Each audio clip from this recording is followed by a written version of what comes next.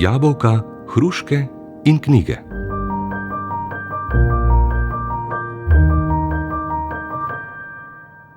Drage poslušalke, cenjeni poslušalci, lepo pozdravljeni v novi epizodi podcasta Jabolka, hruške in knjige.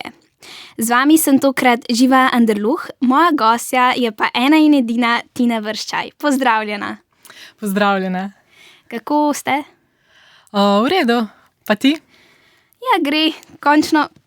V bistvu danes je petek pred počitnicami, tako da že malo počitniško v pričakovanju počitnic. Torej odlično, ne? Ja, dejansko je bilo res fino danes. Se je že čutilo v šoli ta počitniški duh. Glede na to, da je ime našega podcasta Jabolka, hruške in knjige, bi vas rada vprašala, ali imate raje jabolka ali hruške. Knjige pa vem, da imate zelo radi, tako da. Ja, tako ja, čeprav za jesti mi pa res malo ljubš jabolka, no. Od knjige, ne. In tudi od hrušk. Najrajši pa imam to sorto Carjevič. A to je zelena ali je rdeča? Pa so različnih barv, tako malo rdečkasti, pa tako taka majhna jabolka so taka v bistvu slovenska avtohtona sorta. Nič ne škropiš. Redko jo dobim kar tako v navadnih trgovinah, ne? Ponavadi bolj kakšnih bolj specializiranih tako za sadje ali pa tam, kjer smo prej živeli, no, na klancu, če smem tako reči, sredi gozda smo mi imeli eno takšno jablano, ne, in to je bila moja najljubša. A zdaj pa nimate več, ste se najbrž preselili v dolino? Tako, zdaj smo pa v mestu, v Domžalah, in dejansko še imamo in vrt in tudi nekatera sadna drevesa, ampak ne obrodijo na tak način, ne, ta jablana, ki je zdaj... Ni to Carjevič, neka druga sorta, ki niti ne poznam, pa niso tako slastna jabolka. Kakšen je bil pa za vas tako emocionalno ta preskok iz klanca, iz nekega podeželskega okolja, potem v mestno okolje? Velik preskok, ampak na nek način sem prišla domov, recimo, ne, ker v Domžalah sem preživela, se pravi prvih 20 let, hodila tam v osnovno šolo, od tam potem na gimnazijo in na faks v Ljubljano. Tako da do 20. sem živela v Domžalah, to se pravi, da ko sem se potem pri nekje 35. vrnila, je bilo na nek način priti domov, čeprav je vse drugače zdaj, ne, in zelo malo ljudi poznam, recimo, tako se je zamenjala generacija, ne. Najbrž se je tudi infrastruktura se je najbrž spremenila. Celo okolje, človek pride pa si reče, ojoj, a ni bila tukaj ta stavba, zdaj pa to. Tako, ja, precej drugače, ja. Pa ta mestni tempo je tudi popolnoma drugačen, tako da to pa v bistvu pol v novem romanu zajamem, kakšen je pa ta mestni utrip, pa Evo postavim še v tako situacijo, ja. Lepo, torej, a imate raje mesto ali podeželje? Rajši imam podeželje, ampak trenutno je čist fajn tudi v mestu, ne, ker je pa na nek način več priložnosti tudi za otroke in to predvsem teh socialnih, ne, da se v bistvu otroci naučijo socialnih veščin, da imajo možnosti za krožke, da ne, narava ni vse. Se pravi, za zelo majhne otroke je mogoče narava res dragocena, ne, ampak potem ko postajajo mladostniki, rabijo pa predvsem vrstnike, ne. Pa tudi najbrž v mestu je veliko lažje, ne vem, iti v kino, mogoče kak klub, v kak bar, kaj takega. Recimo vem, da moja mami je iz Črnomlja in takrat v tistem času je bila še diskoteka, imeli so kino, ne vem kaj vse. Danes je pa to skoraj da mrtvo mesto, ni več tega in sta prav moja teta in moja mami rekli, joj, res nama je žal za to generacijo, ki zdaj tam živi zaradi tega, ker ne bodo uspeli izkusiti takega mladostništva, kot smo mi. Ja, to je res kar en primanjkljaj, ampak jaz sem dejansko živela potem, ne, tam v precejšnji osami in pravzaprav brez tega, brez kina, gledališča in vsega tega in se samo zamotila predvsem s knjigami, pisanjem in naravo. Rdeča nit najinega današnjega druženja je vaš roman Na klancu, ki je bil pa izbran tudi za letošnjo maturo in dobil je, kolikor sem se jaz o tem podučila, nagrado Modra ptica. Bil je nominiran za Kresnika, kaj ne? Pa še, mislim, da nagrado Evropske unije za književnost, nekaj takega, tako da čestitke. Tako, oziroma posebno priznanje. Oni dajo Ja. eno nagrado, pa potem 5 posebnih priznanj. Ja. Tako da hvala. No, v tem romanu se tudi glavna junakinja Eva sooča s podobno situacijo. In v bistvu, kolikor vsaj meni se je tako zdelo, da jo je v bistvu kar prizadelo se spustiti iz nekega varnega okolja klanca, zaradi tega, ker so bili kot v enem svojem mehurčku tam zgoraj v dolino in potem še nazaj domov k materi in tako. Torej, a bi rekli, da je Evo bolj prizadela ta selitev, kot pa je vas? Ja, to so bile čisto druge okoliščine. Ne? Jaz sem v bistvu sama vedela, da moramo iti, oziroma sva se z možem tako odločila, da zaradi otrok bomo šli v bolj civilizirano življenje, ne? Da jih ne morava imeti tako rekoč ugrabljenih do 18. leta tam gor, kjer nista imeli praktično nič vrstnikov, ne? In še druge stvari so tle. Tako da sva vedela, da bova morala iti in mogoče sem jaz na nek način vedela, kako bo meni težko iti in napisala to knjigo, seveda eden od motivov, tudi kot nekakšno tako slovo od tega našega hriba in gozda, ne. Ampak jaz sem se pač za to nekako sama odločila in tako naprej. Eva je pa v bistvu to prisiljena, ne, hišo zgubi, mož jo zapusti. Ona ne more tam vztrajati, čeprav je zelo vztrajna, pa tako ne, trdoživa, ampak tukaj se mora prilagoditi, nekako se tudi z mamo nazaj spoprijateljiti, ali kaj naj rečem, ne, požreti malo svojega ponosa, ugotoviti, da se je tudi mama spremenila in tako. Ampak ona je na nek način to situacijo prisiljena in šele potem se začne zavedati, pa delovati tudi bolj tako samostojno. Eno vprašanje, ki se mi je porajalo ob branju te knjige, je dejansko, kje pa je ta klanec? A je to samo nek fiktivni klanec, ker pod njim je ta naselje kotov? Ali ste imeli mogoče kak res dotičen klanec v mislih, pa se drugače v Sloveniji imenuje drugače? Zagotovo si želim, da se bere kot metafora, ne, in kot taka univerzalna zgodba o neki slovenski vasi, a ne, in o nekem slovenskem hribu, ker takih zgodb je ogromno, ali pa tako bom rekla, takih vasi, takih klancev je po Sloveniji ogromno. Ne. Jaz, ko zdaj kaj potujem naokrog, vidim, da ne samo, da se imenuje kje kakšen klanec, ne, ampak tudi sicer, da so kakšne podobne usode, a ne. Tako da to ne bi bilo nekako univerzalno.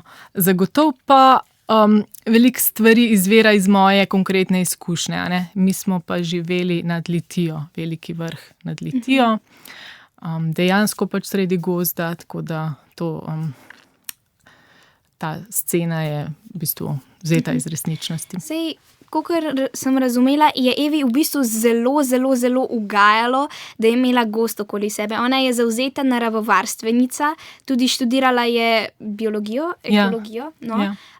Tako da je potem tudi svoji punčki učila, pa jo vodila na sprehode, so se pogovarjale o živalih in tako. Ja, res je.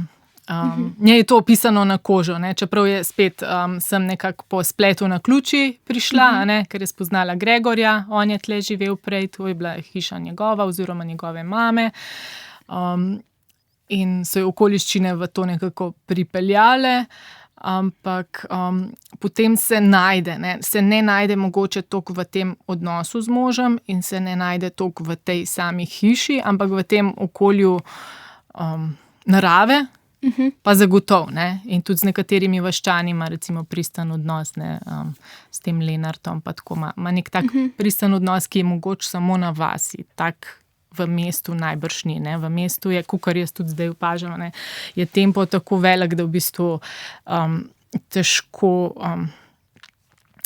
imaš take zelo, zelo tople odnose, a ne, mogoče, ali pa precej redkeje, no. Ja, sej recimo potem je tudi v sami knjigi lepo opisano, da potem se z Klenartu hodijo koze gledat, pa potem kako se, opisano je tudi o kozlih, pa kako se parijo. Drugače sem pa želela še to vprašati. Že sam začetek odnosa med Gregorjem in Evo je bil tak, da se spoznata na steni plezalni. In v bistvu se pač potem še isti dan se data dol. In res nikogar nočem užaliti s tem, ampak sem se dejansko vprašala, a je mogoče to zares pravi začetek odnosa, zaradi tega, ker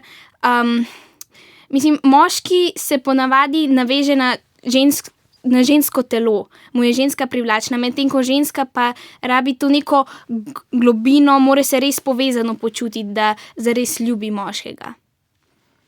Ja, to si zelo dobro izpostavlja, se mi zdi, zagotovo verjamem v neko to razliko, ne, kako ženska dojema odnos in kako moški.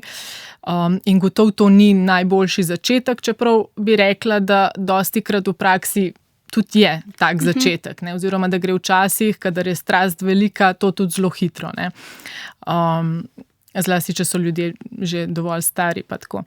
Ampak gotovo je na nek način bolj zdravo, da se najprej temeljito spoznaš po drugih plateh, pa potem še skočiš v posla, ne.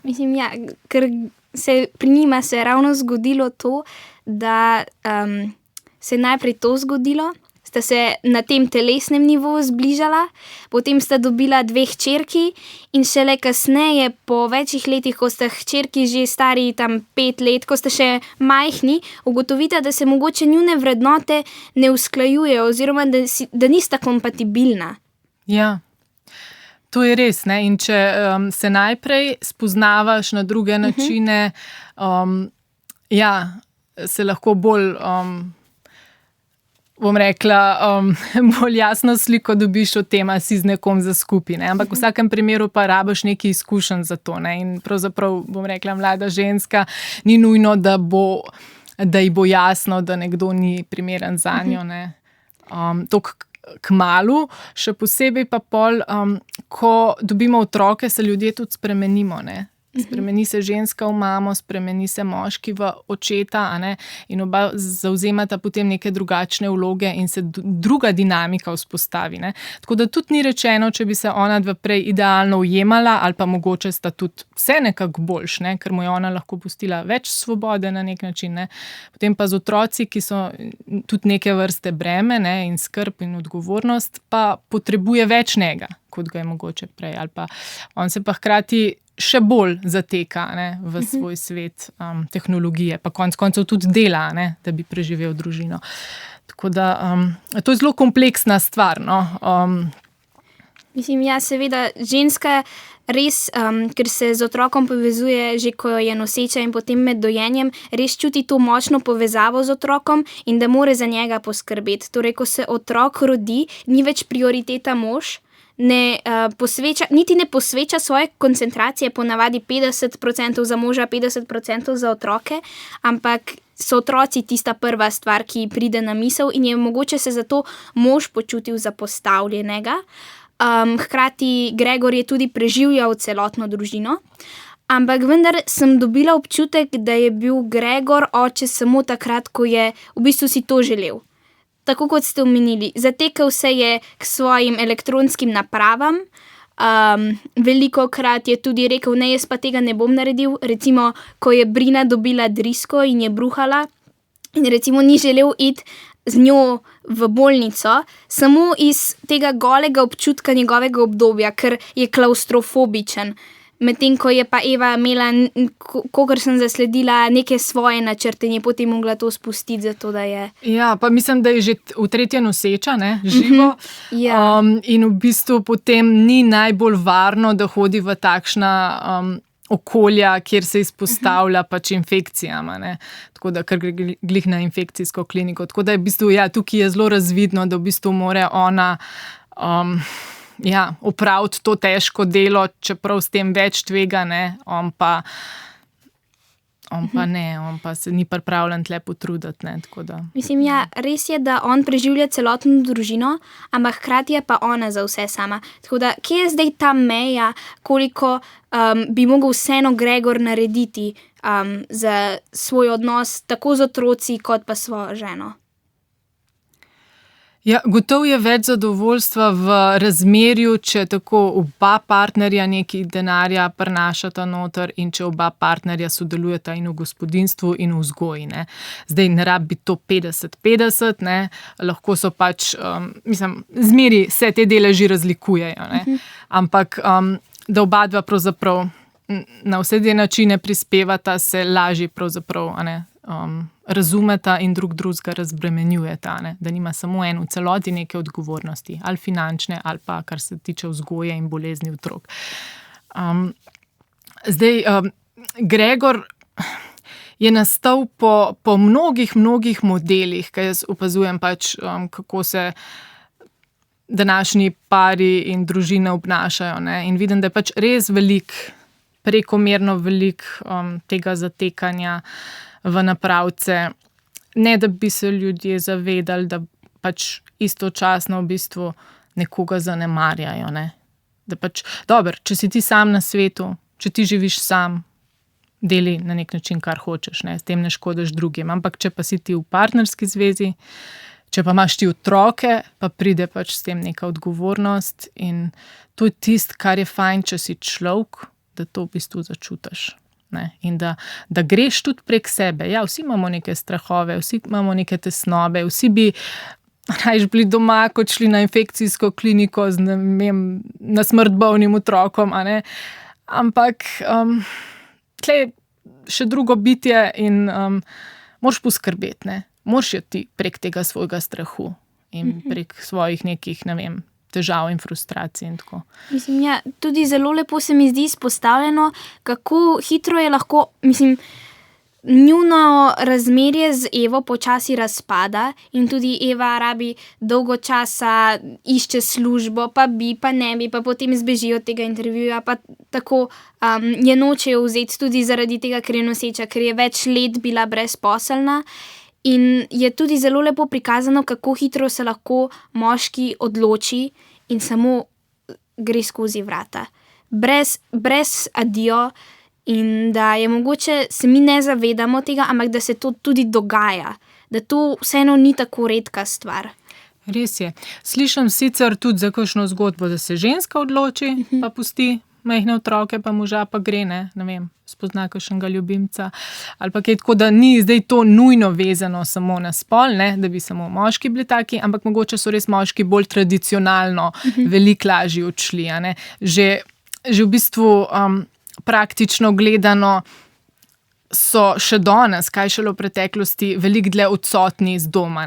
Tudi če so del družine, ampak lahko recimo cele dneve delajo nekje v službi in jih pač praktično ni. To je pač dosti običajno, še vedno. Ampak ja, tukaj je stvar vsakega posameznika, da v bistvu tehta te vrednote. Jaz mislim, da je to roman vrednot in da se tukaj dejansko tehtajo vrednote. Kaj ti veliko pomeni, kaj tvoja vest pravi, kaj moraš narediti, ali zaradi sebe, ali zaradi drugega. In včasih moraš nekaj za drugega narediti, zato, ker je to zate. Kot naprimer mama, ki ve, da mora poskrbeti za otroke, poskrbi zanje, ampak to naredi zase. Ker ve, da to mora, da nima druge. To je pač v bistvu, to so etične odločitve. Recimo, Gregor se je odločil, pa odkorakal stran, medtem ko je bilo pa prijetno presenečenje, recimo, ko je Evina mama se odločila in je predčasno šla v pokoj samo zato, da je bila lahko s svojima vnukinjama. Kljub temu, da recimo z Evo že dolga leta nista v najboljših odnosih.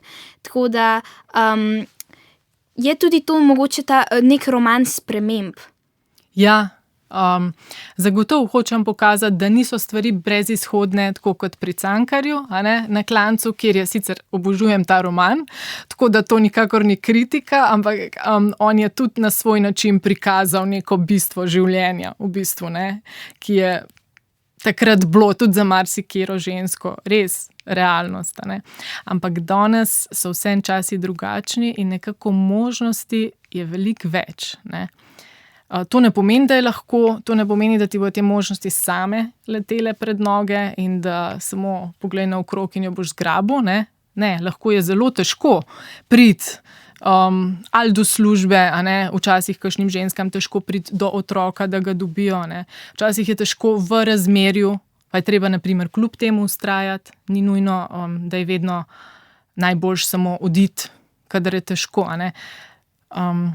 Ampak možnosti so in ja, tako kot se v romanu dogajajo spremembe in se bodo tudi v novem romanu Učne ure EVK dogodile še večje spremembe in tako. To nam danes življenje ponuja, ne? Da imamo izhode. Mislim, ja, recimo, ravno kakšne 3 tedne nazaj smo se pri filozofiji učili, da je eden izmed grških filozofov, zdaj ne morem se spomniti, kjer, rekel, da edino sprememba je stalnica, vse ostalo gre. Tako je, ja. Tako se tudi dogajajo recimo podnebne spremembe, ampak te pa eksponentno se slabša vse skupaj. Kaj mislite, da je mogoče ena stvar, ki bi jo lahko vsak človek naredil, da bi jih vsaj malo zajezili? Težko vprašanje. Ker vidim, kako težko je že majhne stvari narediti. Naprimer, pred leti je bilo rečeno, da ne bo več plastičnih vrečk v trgovinah, ampak v bistvu so še zmeri. Ne? In tudi, če ljudem podariš te za večkratno uporabo, ne vem, te tudi za sadje pa zelenjavo, ne, ki so take tudi pralne, pa tako naprej, pa čist uporabne. So ljudje toliko nekako v svojih navadah, da jim je še zmeraj lažje pač trgati tisto, ne, plastično, pa dati tja noter sadje. Ali pa na banane, ne, na banane lahko nalepko direkt nalepaš, ne rabiš jih niti v vrečko dajati, recimo, kar se mene tiče. Ampak to so res take majhne stvari, pri katerih zdaj začenjam. Ne. Gotovo so pa še veliko večje stvari, za katere verjamem, da bi jih lahko naredili, če bi pretresali, kaj nam neki pomen, ne? Se pravi, a so to zdaj te materialne stvari, pa to udobje, ali je mogoče res pomembnejše, da malo bolj dolgoročno živimo, se čemu zdaj odrekamo, zato da pač ohranimo čistejše okolje, ohranimo živalske vrste in to najbolj akutno zadevo pač, da omejimo to podnebno krizo. Ne? Mislim, ja, spet smo tukaj pri vrednotah, ampak v bistvu mi sleherniki imamo lahko neke vrednote, pa vsak nekaj malega naredi, recimo pravilno loči. Ampak potem pa se dogaja to, da ima država toliko nekih akcij, zbiranja, ne vem kaj vse, potem se nam pa zgodi, da tako hoče promovirati svoje gospodarstvo, da še bolj izrablja te neobnovljive vire. Ampak mogoče tukaj ne ciljam Slovenije, ker se mi vseeno trudimo, ampak recimo Ameriko, ki je, mislim, da par let nazaj je Trump odstopil od tega podnebnega sporazuma, ali je bilo to kako leto, nekaj takega. Tako da najbrž se nam ne obeta nič dobrega. Sploh, ker Trump meni, da podnebne spremembe sploh ne obstajajo. Obstajajo, ja. Tako kot ta češki predsednik Václav Klaus, nekdanji, ki je tudi knjigo napisal o tem, sem jo celo prebrala takrat pred leti, ko sem pisala ta roman. Se mi je zdelo tako zanimivo, kako argumentira vse kontra, vse obrne na glavo. Ne. To se pravi, ni podnebnih sprememb, mi moramo skrbeti za gospodarstvo. Napisal je neko stvar, ki sem jo, mislim, da celo v romanu sicer malo predrugačeno uporabila, in sicer, da prihodnost je majhna, sedanjost je velika. To se pravi, finančno gledano, prihodnost ni nič vredna, sedanjost je vredna vse. Ne. To se pravi, dajmo zdaj živeti na veliki nogi, briga nas, kaj bo jutri ali pa čez 10 let. Ne.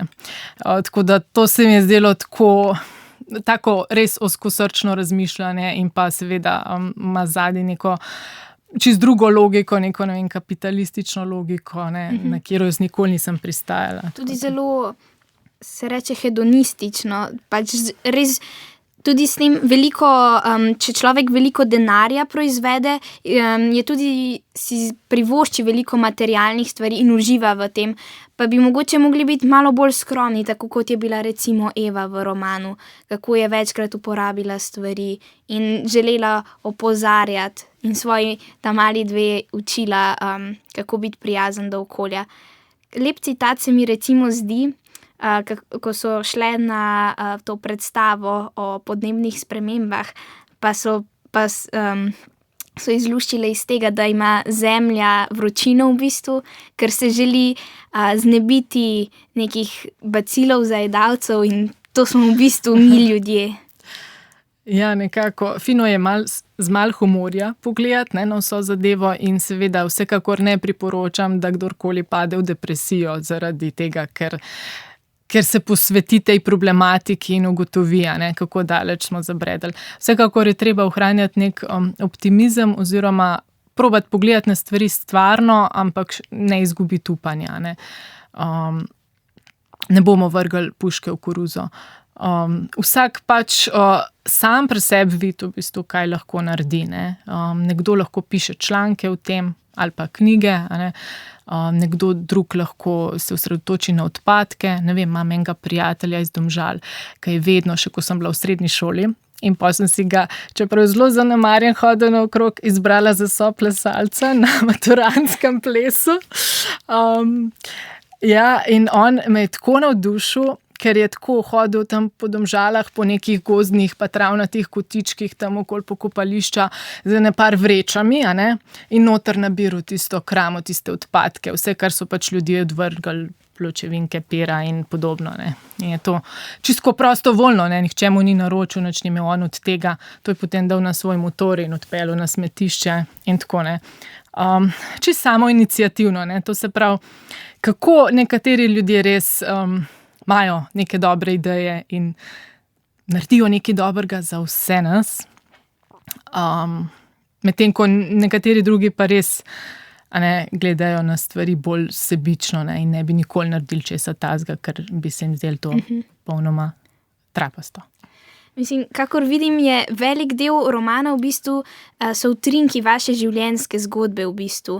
Samo, da so mogoče osebe pač malo fiktivne, pa tudi dogajanje je v drugačne, sama ta premica dogajanja ima drugače razporejene dogodke. Tako da... Ja, jaz sem... Večji del svojega življenja oziroma od srednje šole dalje pa res temeljito pisala dnevnik. In moj način je še zdaj v bistvu tak, da nekako prikažem stvar kot resnično, kot bi bil to dnevniški zapisek. In sem želela, da je to kot zelo resnična zgodba. Hkrati seveda ene stvari res držijo, so se zgodile meni ali pa imam dejansko 2 hčerki in živeli smo v tem naravnem okolju. Ampak v bistvu zgodba je pa vendarle nekako zmišljena. To, kaj je z možem, recimo, to, kako je z mamo, to so pravzaprav vsi stavki izmišljeni. Vedno si v glavi med ustvarjanjem poiščeš neke modele, ampak to so lahko drobci, ki jih vlečeš iz različnih oseb, iz različnih obdobij in jih skombiniraš tako, kot se ti zdi najbolj prepričljivo ali pa najbolj na mestu, da poveš to, kar hočeš povedati. To se pravi, najbrž večino teh prizorov se pač ni zgodil, kakšen se tudi je, ampak večina ne, pa so izmišljeni ali pa besede teh otrok, ampak ja, ne bi si jih mogla sploh zmisliti, če ne bi imela otrok, pri katerih bi videla, kako so igrivi. Ker si preden sem imela otroke, nikoli ne bi predstavljala, kako so lahko v bistvu največji umetniki, pravzaprav, te mali otroci. Otroci so zelo nedolžni ali pa imajo kakšne take izjave, ki lahko človeka tako res osupnejo ga, pa ne misli nič slabega. Tako kot recimo se Višnja in Brina v knjigi spoprijateljita s tistim starčkom na vozičku, medtem ko njegova družina je vsi 4 ostali za telefoni, pa v bistvu se igrata z njim, pa mu izmerita krvni tlak, pa tako. Potem pa pač starec malo pojavka, pa reče, ja, jaz sem pa že izgubil svojega sina. Pa reče ta on in ne skrbeti, ga bomo pa že našli. Tako da... Ja, kako to razumete. Ja, Otroci nimajo filtra. Ja. Še to sem želela vprašati, kako je knjiga nastajala?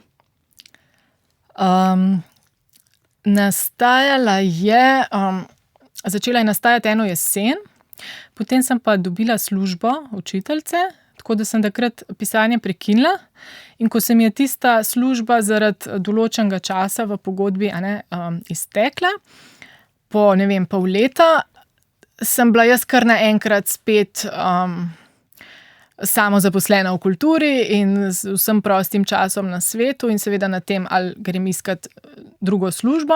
Vsekakor je tudi to bilo v bližnjem načrtu, ampak nekako sem se potem vrnila k temu romanu in videla, da ta polovica, ki je, da to bi pa jaz kar nadaljevala, ne. Čeprav se mi je zdelo zelo težko, da se bom zdaj vrnila k vsemu temu.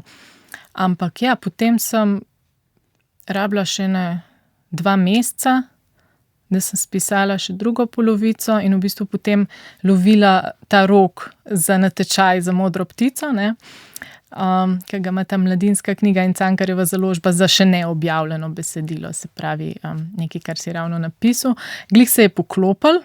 Na žalost se je poklopilo tudi s tem, da sem šla na cepljenje proti covidu in bila z visoko vročino, ko sem vnašala zadnje popravke, tako da to je bilo zelo zanimivo, ampak sem rekla nič, ne vem, do danes večer ali do jutra je treba poslati, vročino imam, očitno huda reakcija in tako, malo se mi je bledalo, ampak dobro, na nek način je bilo že za vse prej poskrbljen, pa so bile to res samo še manjše stvari, ki je bilo treba nekaj piko naideti, no. A torej ste si zgodbo že takoj vnaprej zamislili ali je sproti nastajala?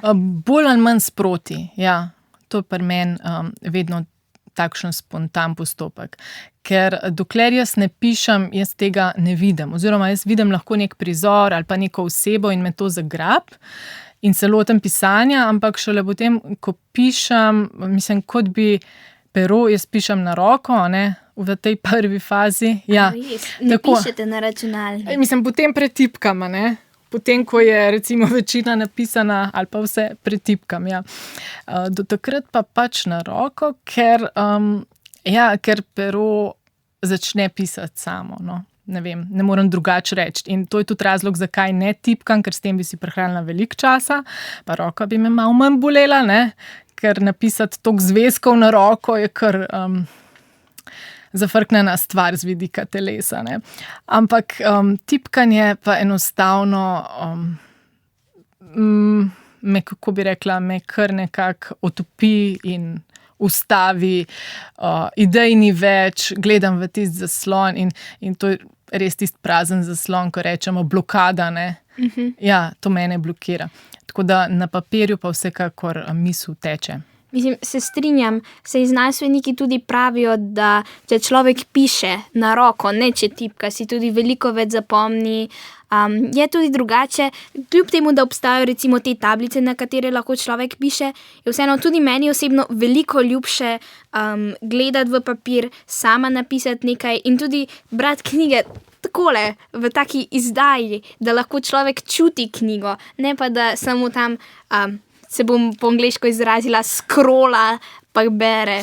Hvala, ker si to rekla. Vidim, da so tudi tvoji zapiski na roko nastali in tako res to pozdravljam. Mislim, drugače te stvari usidrajo v spomin. In ker jaz tudi vem, kako je brati pač tudi knjigo na papirju, imam na začetku to, bralce vljudno prosimo, da izklopijo naprave, Po eni strani si seveda želim, da bi torej brali knjigo v čist papirnati obliki in po drugi strani to, da jih naprave pri tem ne bi motile, ker je važno je tudi celovito branje. To se pravi, da si ti res od prve do zadnje strani prišel, s par prekinitvami že, se greš vmes na stranišče ali pa pojest kaj ali pa odložiš za jutr, ampak da bi te pa recimo na vsaki strani ene par stvari zmotili, od SMS-ov, klicov, nekdo v okolju, se ti spomniš, pa greš nekaj pogledati, na Google Maps ali pa tako. To, ko motijo nas drugi ali pa tudi motimo sami sebe, s temi napravcami, tako zelo v bistvu poslabša bralno izkušnjo, da ne padeš noter in ne padeš noter v zgodbo in v like in boš na koncu lahko rekel, sej, brezvezna knjiga, se je čist nezanimivo, ali pa bo že kar prej odložil. A ne? Ja, ker ne padeš noter in ne omogočiš domišljiji, da začne plesati. Ne? Mislim, ja, v knjigi je tudi lepo povedano, da človek je že popolnoma omrežen. Sej zaradi tega imam jaz recimo na svojem telefonu izklopljena obvesila za Instagram pa Snapchat. In si recimo vzamem 2-krat na dan, da odprem aplikacijo, pogledam, kdo mi je kaj napisal in to je to. Zaradi tega, ker kljub temu, če ima človek na tiho telefon, se mi zdi, da je vsakič ta skušnjava, a bi samo malo pogledal, če mi je kdo kaj napisal. Tako, če pa vsaj v drugem prostoru, pa če ne vidiš na ekrančku, da ti je nekdo nekaj poslal, je vseeno lažje.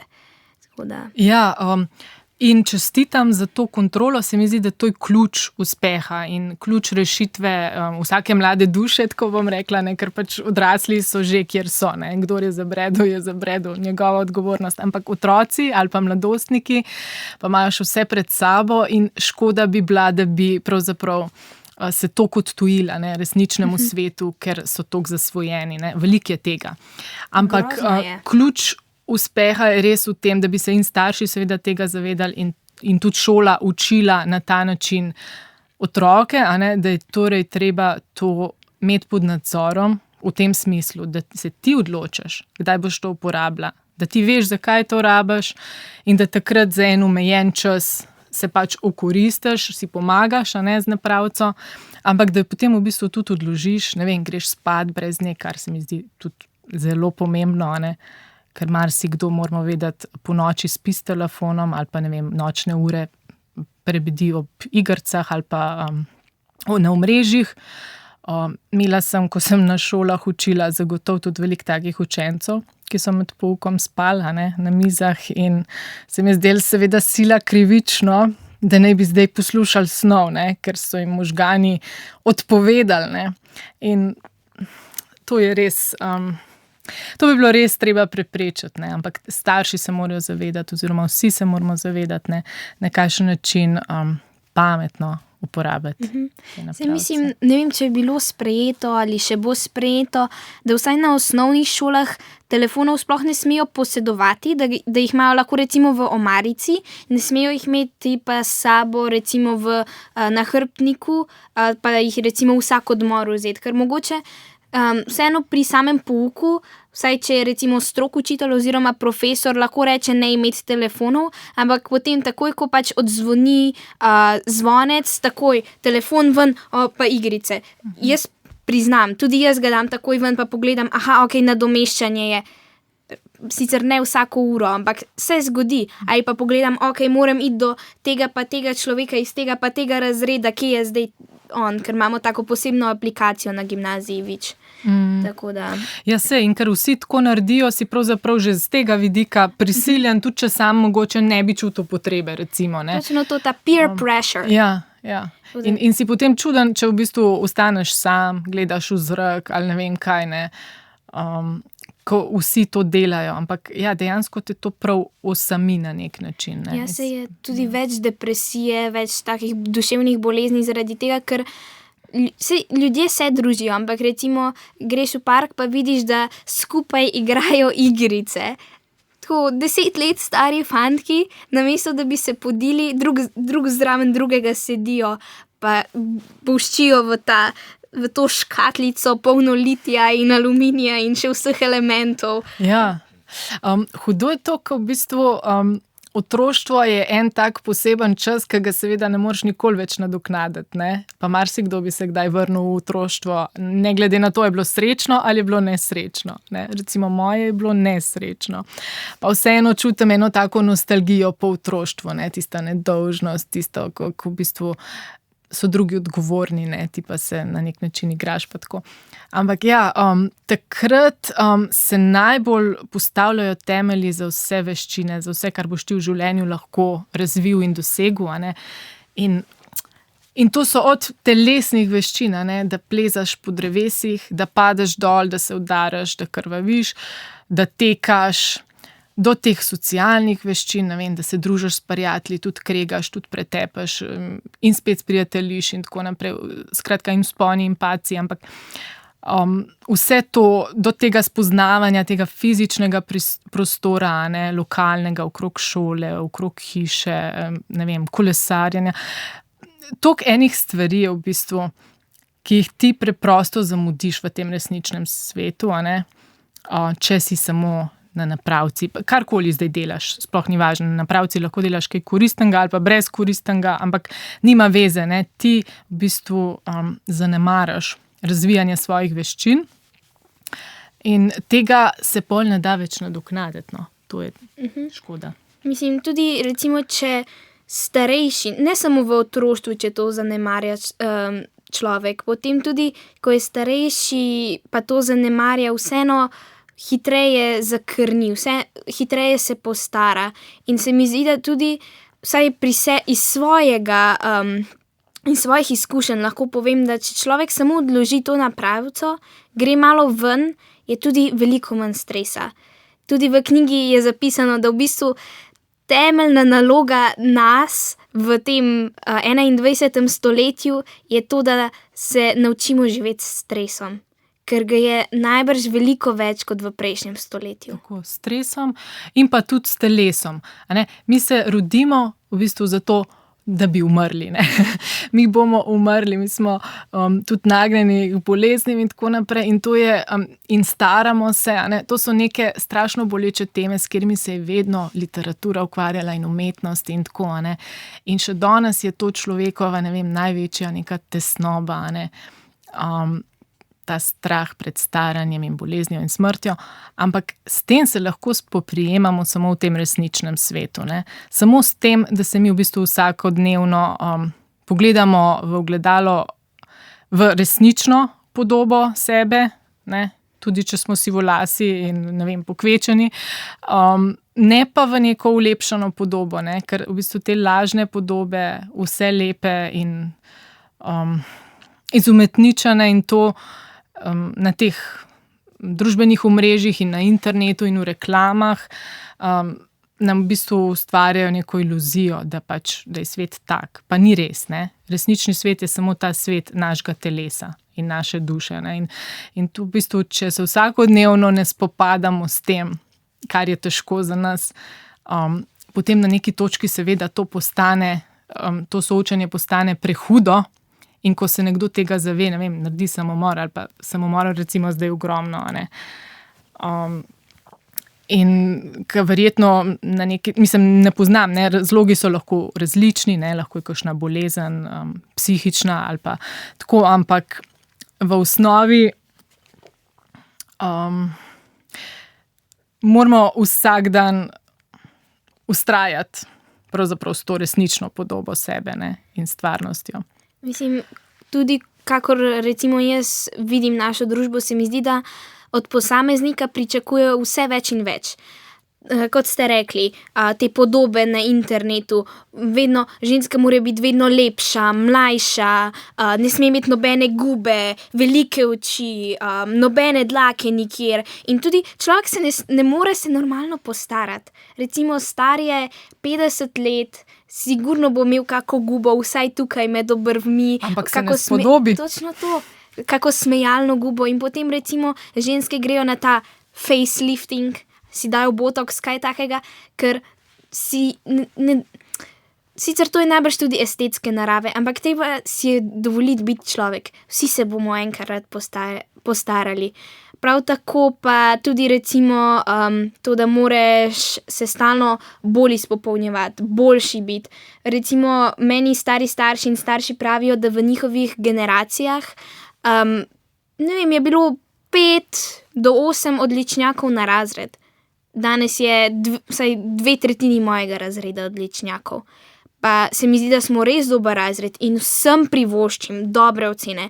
Ampak se mi zdi, da tudi družba in ponavadi tudi starši predvsem izvajajo ta pritisk na otroke, bodi boljši, naredi to, samo tako me lahko osrečiš. Res je, ja, ker to ni na nek način neka realna slika, ne. Pač niso vsi odličnaki in nismo vsi v družbi enaki in meni se zdi precej škodljiva ta težnja po izravnavanju razlik. Ne. Mislim, seveda, če je nekdo hendikepiran, da imamo vsi skupaj po svojih močeh nekako olajšati njegovo bivanje, tako ali pa drugače. Mislim, da to se lahko spontano zgodi v civilizirani družbi in tudi v družbi socialne blaginje je tudi pač po socialni plati zelo poskrbljeno, ampak na nek način to v šoli, da ta pretirana težnja, da vsi bodo isti oziroma vsi morajo pravico imeti zdaj 5, je nesmiselna. Ne. Mislim, ocene so ravno zato, da v bistvu odslikavajo, naj bi odslikavale neko realno sliko, neko povratno informacijo učencu. Nekje na sredini si, ali pa odlično ti gre, ali pa bolj se potrudi, zelo slab si trenutno. In s tem lahko gre naprej, mislim, lahko naredi potem korak na bolje. Ampak nam že v prvem razredu so rekli na uvodnem roditeljskem sestanku, zdajle so ogromne razlike med otroci, eni znajo že brati in pisati, drugi še nič ne znajo, ampak brez skrbi, do konca leta bomo vse to izravnali. To me je tako malo zbodlo. Nismo vsi enaki. Recimo, kot za primer, za vložek bi lahko rekla, da Saudska Arabija recimo klasificira otroke recimo po parih letih osnovne šole in reče, te so res zelo, zelo sposobni in jih tudi da v drugačne šole in jih drugače izobražujejo. Ampak tu je spet ta vprašanje, a je to zares moralno, da izbereš, kdo je boljši in potem, da ima ta več možnosti. Kaj, če je recimo nekdo prej malo zaostal, ker je recimo, imel slabše otroštvo, probleme v družini in se bo šele potem razvil. Tako da tu je zdaj to vprašanje. Tako da prej so bili pa tudi, ste omenili to pravičnost družbe, enakopravnost družbe. In tudi ženske smo si zdaj v 19. in predvsem v 20. stoletju smo si izborile, da smo vsaj enakopravne moški, mogoče še ne na vseh področjih čisto enakovredne. In bi rada, da komentirate ta citat iz knjige. In sicer tako gre. Feministke nosijo kosmate pazduhe, pa ne zato, ker bi jih to grelo, svoje telo so vzele moškemu in ga dale politiki. Zdaj smo pa našla. Takih ironičnih bodic je nekaj. Mislim, meni se zdi zelo emancipirana ženska ta, ki bo rekla, zdaj se mi ne da obrit pazduh in še zima je, me bodo grele, ne vem, dlake in tako, pa jih bom kar imela zdaj par mesecev, recimo. Ali pa to leto se ne brijem, ne vem. Tako, ki naredi po lastni presoji in zaradi njega svojega udobja to, brez da bi bila pod neko prisilo nekih diktatov, kaj bodo mislile prijateljice, kaj bodo mislili fantje, kaj bo mislila, ne vem, kakorkoli, okolica na plaži ali pa tako, to, da pa takšne stvari preveč postanejo stvar politike, se mi zdi pa potem že ponavadi vprašljivo. Se mi zdi, da grejo potem ženske že predaleč, nekatere, in zato, da izpostavijo neko poanto, pravzaprav na koncu žensko pravzaprav ravno nasproten učinek dosežejo, se mi zdi, da torej ne koristijo ženski in ženskam nasploh. To se pravi. Ampak danes v naši družbi, nikakor ne povsod po svetu, ampak pri nas, v Sloveniji je res veliko možnosti, da je ženska lahko bolj ali manj enakovredna, enaka ne, zato ker tukaj so dejansko že te biološke razlike. V športu morajo moški posebej tekmovati, ženske posebej, ker pač nimamo enakih predispozicij, in jaz ne morem z moškimi tekmovati, recimo. Ampak to, da je recimo tle neka razlika naravna, kdo je boljši, kdo slabši, to ničesar ne pomeni za neko enakopravnost in za neko medsebojno spoštovanje. In mislim, da vsak mora nekako sebe sprejeti to, kar je, in spoštovati tudi drugega, ki je drugačen, in potem je to en temelj za dobre odnose, tako zasebno kot družbeno. To je bilo pa zelo lepo povedano. Hvala. Še kot zadnje vprašanje bi vas pa rada vprašala, kako bi z enim ali pa 2 stavkoma povzeli glavno sporočilo knjige, ki ste ga želeli povedati bralcu?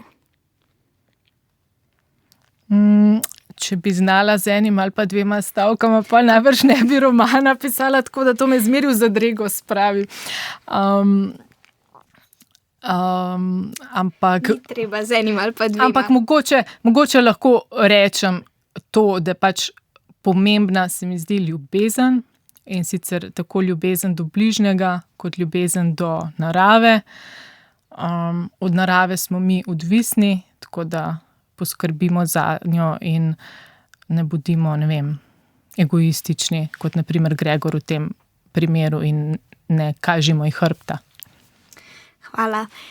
Na tej točki bi pa mogoče nagovorila tudi naše poslušalce, da sicer vem, da najbrž ta podcast poslušate na kakšni elektronski napravi, ampak mogoče, da po poslušanju se odklopijo, pustijo svoje bubije, kakor poimenujete mobilne telefone, nekje doma in se tudi odpravijo v naravo in jo občudujejo. Tako da, Tina, najlepša hvala, ker ste se mi danes pridružili. Zahvalila bi se tudi vam, dragi poslušalci in poslušalke, da ste nas poslušali. Posebna zahvala gre pa tudi našemu tonskemu mojstru Mihi Klemenčiču. Naš podcast Jabolka, hruške in knjige lahko poslušate na portalu 365 in na spletnih straneh Arsa. Z vami sem bila Živa Anderluh. Hvala.